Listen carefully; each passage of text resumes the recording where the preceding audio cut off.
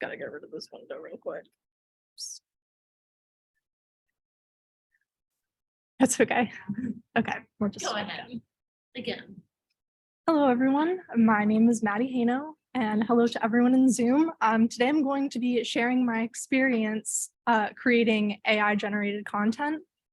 And so where this project started is I made experimental designs for an alarm clock last semester that used artificially synthesized voices as an alarm instead of just a generic sound.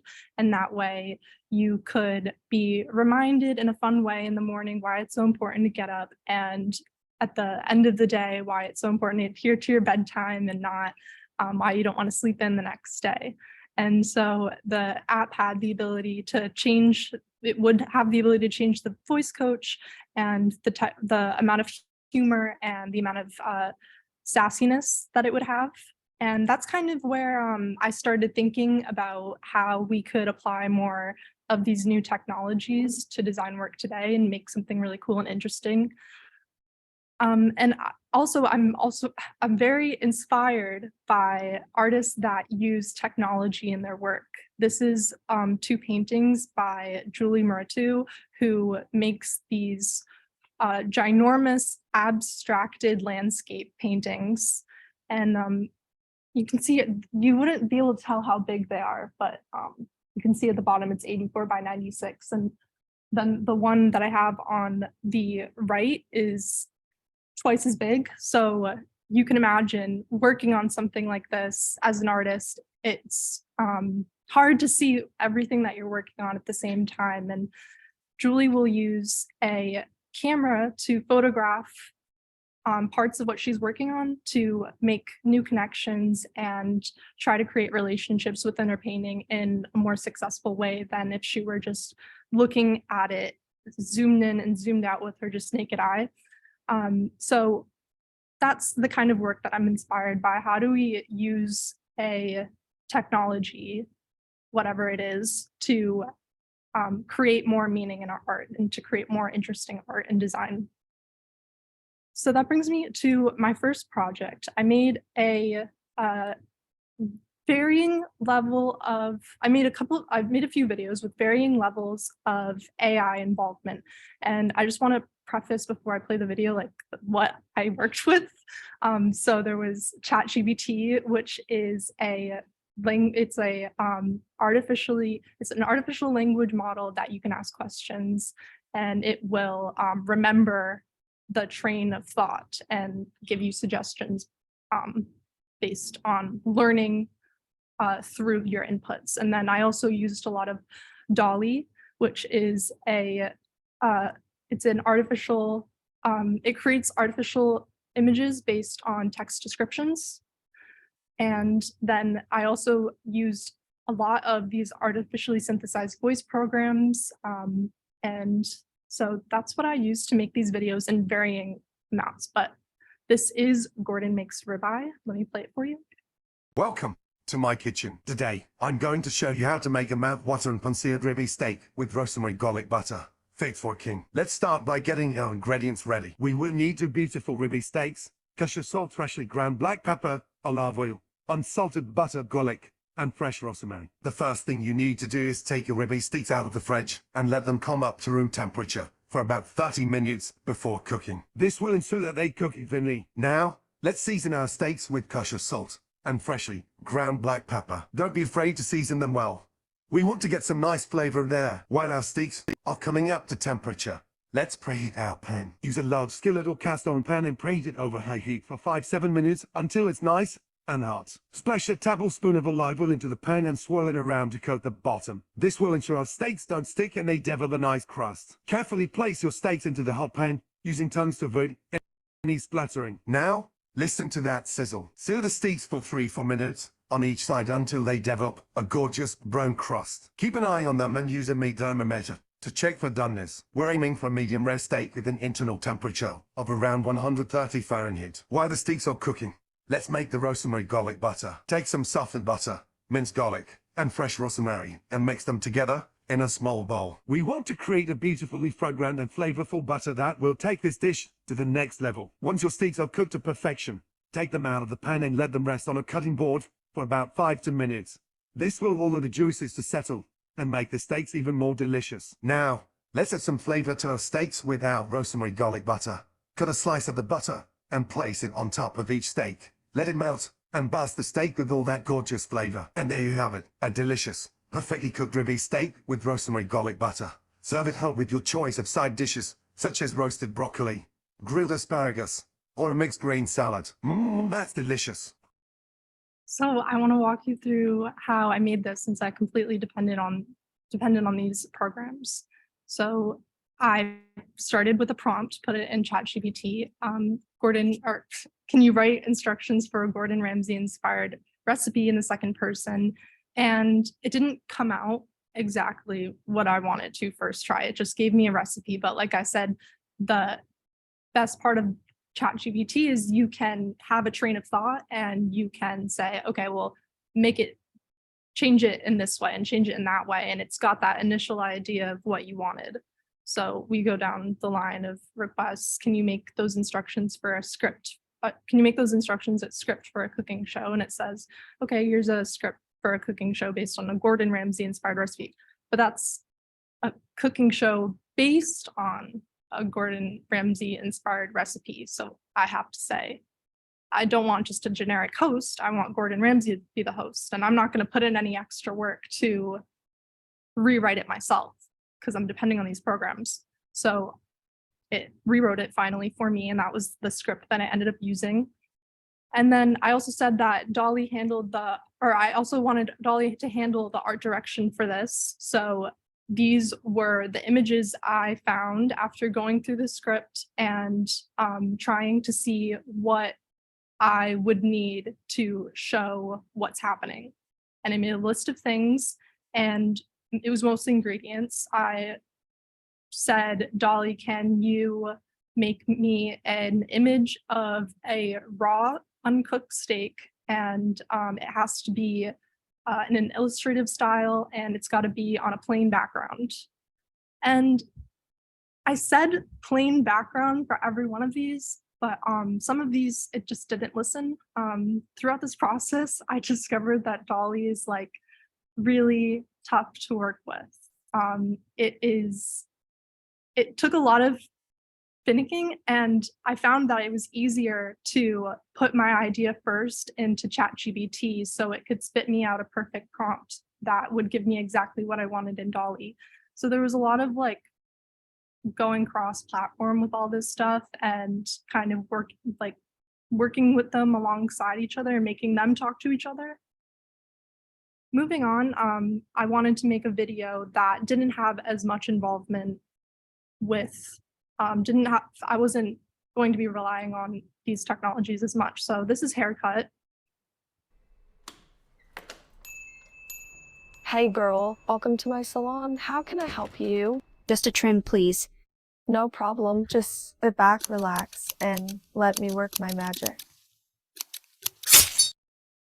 What the hell? You just cut off my ear. I'm so sorry. I just get so focused on my work sometimes. Well, can you try to be a little more careful? Of course, I'll be extra careful from now on. What the hell? You just cut off my nose. Oh, I'm sorry. I'm so sorry. I get so lost in my work. Are you blind?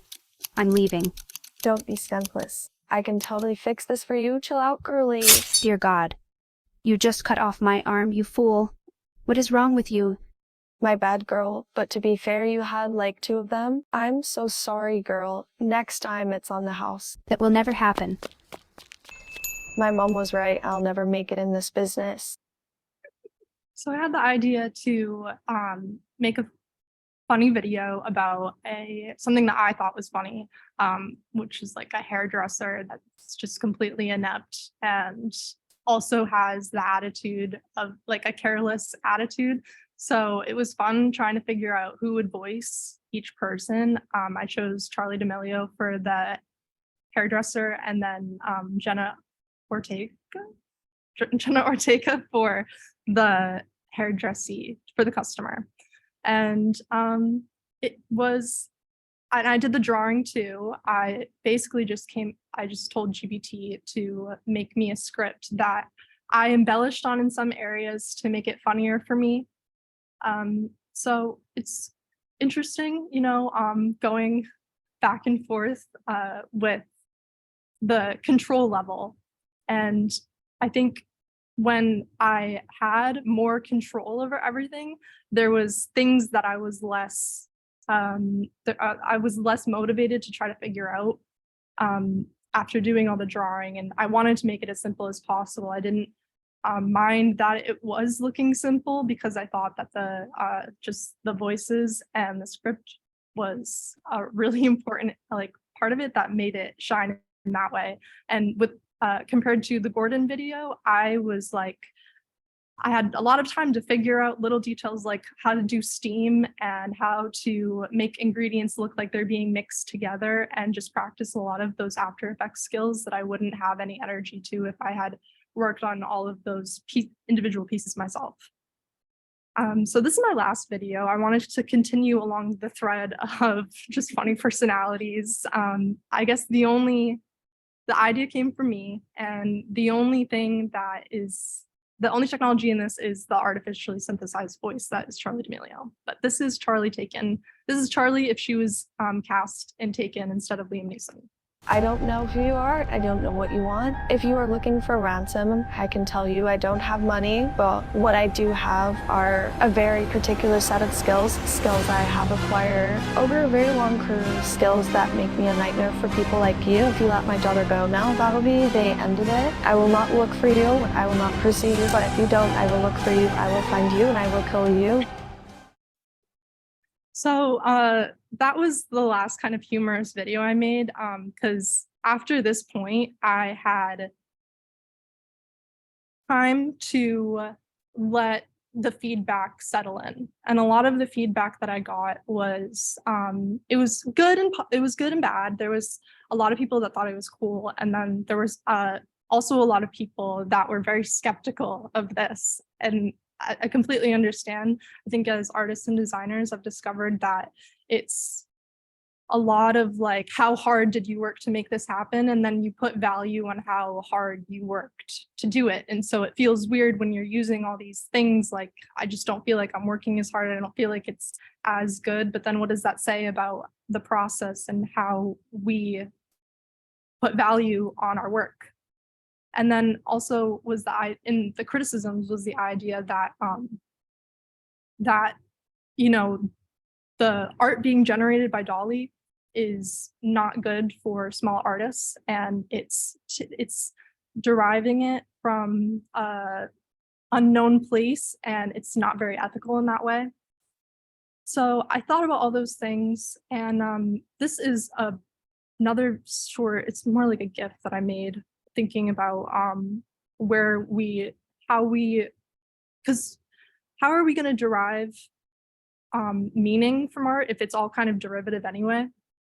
And I guess that was my response to that critique, was seeing all of these people doing similar work with AI, AI assisted video making.